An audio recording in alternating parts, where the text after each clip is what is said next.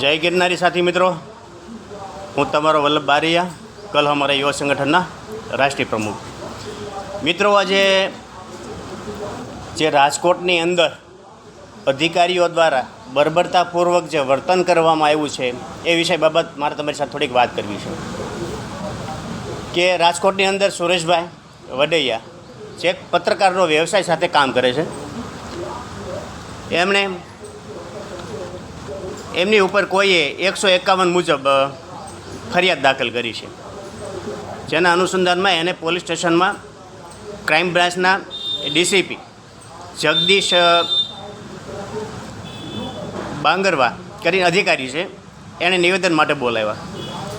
હવે 151ના નિવેદનમાં તો સાલ સલગત બાબતનું નિવેદન આપવાનું હોય છે, પણ આ અધિકારીઓને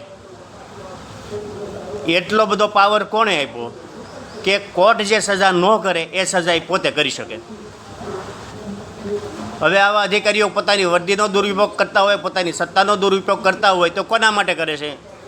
આ અધિકારીઓ જનતાના રક્ષક છે અને જનતા ઉપર બર્બરતાપૂર્વક જ્યારે અત્યાચારો કરતા હોય છે તો એનો જવાબદાર કોણ? શું આ ગુજરાત સરકાર અને ગુજરાત સરકારના માનનીય ગૃહમંત્રી આની જવાબદારી સ્વીકારશે કે એમના અધિકારીઓને શું આ ખુલ્લો છૂટો દોર આપવાનું કામ કરે છે? આ ગુજરાતની અંદર વસતો સમસ્ત કોળી ઠાકોર સમાજ બહુમત વર્ગ છે અને એમના મતોથી જ્યારે આ લોકો સરકાર બનાવતા હોય અને એના ઉપર જ આવા અત્યાચારો ગુજારવામાં આવે છે. આવા કેટલા બધા બનાવો બન્યા છે. એમ છતાં એક પણ રાજકીય આગેવાન આ વિષય બાબતથી મગનું નામ મરી નથી પાડતો. તો ભાઈ, તમે જે ગળામાં પટ્ટા પહેર્યા છે ને પટ્ટા કાઢી નાખો. તમે આ સમાજને ન્યાય નથી અપાવી શકતા, આ સમાજના ન્યાય માટે એક શબ્દ પણ બોલી શકતા નથી, તો તમારા ગળામાં જે પટ્ટા પહેર્યા છે કાઢી નાખો. અમને તો ખબર છે તમે શું કામ નથી બોલતા. ક્યાંક ને ક્યાંક તમારી ફાઇલો ખોલવાની બીક છે તમને, અને ક્યાં તો તમારી સીડીઓ ખોલવાની બીક છે, એટલે તમે આવા સામાજિક મુદ્દાઓમાં મગનું નામ મરી પાડતા નથી. હવે આ અધિકારીઓ આવી બર્બરતાપૂર્વક જ્યારે કામ કરતા હોય છે, અત્યાચાર ગુજારતા હોય છે, તો એને આ પાવર આપે કોણ? અધિકારીઓ જ સજા આપતા હોય તો ગુજરાતમાં શું કોર્ટોની જરૂર પડે છે આપણને? તો કોર્ટો બંધ કરી દેવી જોઈએ. આ જનતા જ્યાં સુધી સહન કરે છે ત્યાં સુધી બરાબર છે, પણ જ્યારે જનતા કાયદો હાથમાં લેશે ને ત્યારે અધિકારીઓને દોડવું પણ અઘરું પડી જવાનું છે, એટલું યાદ રાખજો. એટલે કાયદામાં રહીને કાયદાનો દુરુપયોગ કર્યા વગર અધિકારીઓ કામ કરે એવી એમને જાહેર ચેતવણી છે.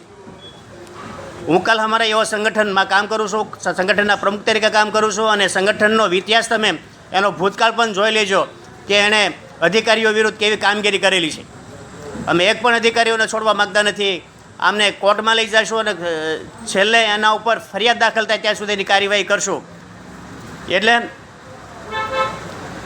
આ સમસ્ત કોળી ઠાકોર સમાજને તમે લાચાર અને ભોળો નહીં સમજતા. જરૂર પડે એ એના હક અને અધિકાર માટે, એના ન્યાય માટે થઈને ઘણું બધું કામ કરી શકવા સક્ષમ છે.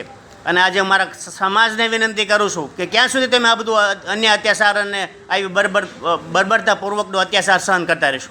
જાગો, ઉઠો. આવા કંસ અને રાવણ જેવા તાનાશાહ શાસકો સામે અને તાનાશાહ અધિકારીઓ સામે હવે ખુલ્લીને લડવાનો સમય આવ્યો છે. આવતા સમયની અંદર આ લોકોને જડબાતોડ જવાબ આપવાની આપણી તૈયારી હોવી જોઈએ. એક મંચ ઉપર બેસીને આનો નિર્ણય થવો જોઈએ. જ્યારે પણ આવા અત્યાચારીઓ બનાવો બનતા હોય છે ત્યારે આપણા રાજકીય નેતાઓ ચૂપ રહેતા હોય છે, તો આવા રાજકીય નેતાઓનો પણ કાન આંબળવાની આપણે જરૂર છે. નેક્સ્ટ ટાઈમ આવા બનાવો ન બને એના માટે પણ આ સમાજે સતર્ક રહેવું પડશે અને જાગૃત રહેવું પડશે. કલ અમારા યુવા સંગઠન સુરેશભાઈ વડૈયાની સાથે દરેક કામમાં સાથે રહેશે એવી બાંયધરી પણ આપે છે, અને જ્યાં જરૂર પડે ત્યાં અમે સંગઠનના માધ્યમથી તમારી સાથે રહેશું. જય કોળી સમાજ, જય ગિરનારી, જય ભારત.